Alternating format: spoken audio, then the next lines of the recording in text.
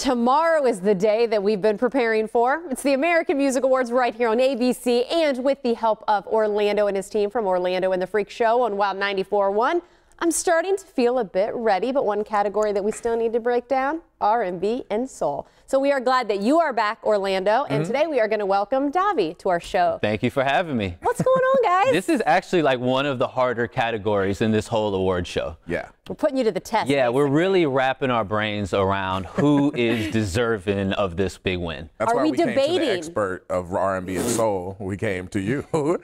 I mean, anything pop music, I'm right there, let me tell you. Anything that's pop culture, that's just me. No. Again, I hope you can help, because you both did say that this is one of the toughest areas of music right now. Why is that?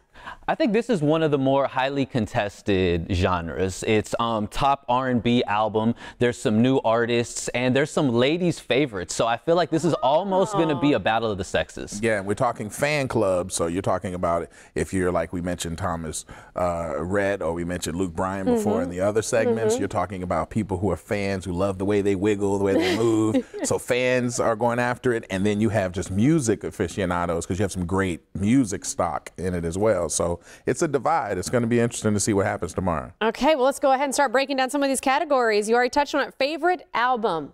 Yeah. Favorite R&B album, I'm gonna give it this one to SZA. Yeah. Because I don't know of an artist that I saw more Instagram captions for. Like every lady that was posting up a picture or a video really feeling themselves, it seemed to have a SZA caption under it. So I'm gonna give it to her. Spoke to the ladies. You have Khalid that's nominated with American Teen, and SZA as well as was Control. But one that has a big fan club is XXXTentacion, and his 17. You know, of course, is being nominated posthumously because he passed away. And I think that'll have a factor because his fans are rabid. But SZA would probably get my vote to be the winner. What about females? You're talking about the battle of the sexes. Let's go all females here. LMA, Rihanna, and SZA, that is, I mean, that's the Kentucky Derby right there. Because Rihanna is not losing right now. SZA is the belle of the ball, and LMA came as a songwriter, which is really the meat of this whole award show is the music. She's a writer that finally got her time in the spotlight, and now she's nominated. So it could be anybody's race, but I would probably go with Rihanna. I have to agree. I look at what do you do outside of the music, and Rihanna has this makeup line. I know because my girlfriend's been asking for it, so I think that kind of separates her a little bit, in my opinion. It puts a star quality to it, and you want your stars to get those trophies. Remember, the award show is successful when you have your big stars going up there to get the hardware, and if Rihanna goes up there, we always argue too because her name is Rihanna. She calls herself Rihanna. The rest of the world, we all call her Rihanna. Oh, listen so to you, I try Orlando. really hard to say her name correctly, and I mess it up 10 times a day. So you know what? Basically, since you take names seriously, you need to join me because I always screw up everybody's name. So we just need you here all the time. Quickly, we're moving now to the male artist. Well, R&B male, you got Khalid, and he's had a big showing this year, but Bruno Mars is Bruno. like he's the king of the prom. I mean, Bruno Mars is incredible, and The Weeknd.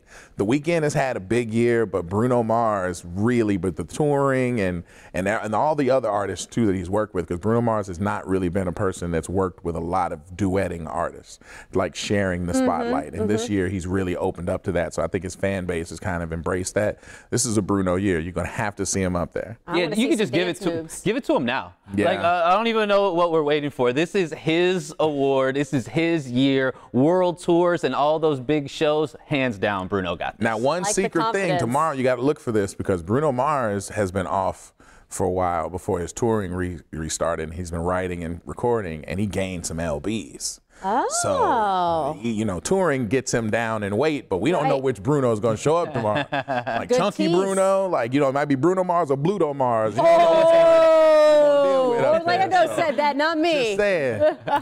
Nice. I like that little insight there. And really quickly, soul song. Soul song. This is an anthem for the soul art audience out there. Booed Up from LMA put her on the stratosphere of a writer that's just got her chance. And Khalid, Young, Dumb, and Broke, very good for the kids. They love it, and the kids are voters. But you got Bruno Mars and Cardi B with Finesse. Who's your pick? That's who you're picking? Come on. Who are you going to pick? I'm actually going to have to give this one to LMA. Booed up, because there's not a lot of slow songs that you could play at the height of a nightclub and everybody from the front to the back, older, younger, is singing along. Moving. Girls be in their feelings with it. I'm going to have to go with Booed Up. Well, That's you know good. what? We're starting to dance, so that means we got to go ahead and end the segment. Thank you guys so much for joining us. And once again, tomorrow night's a big night, AMAs, right here on ABC.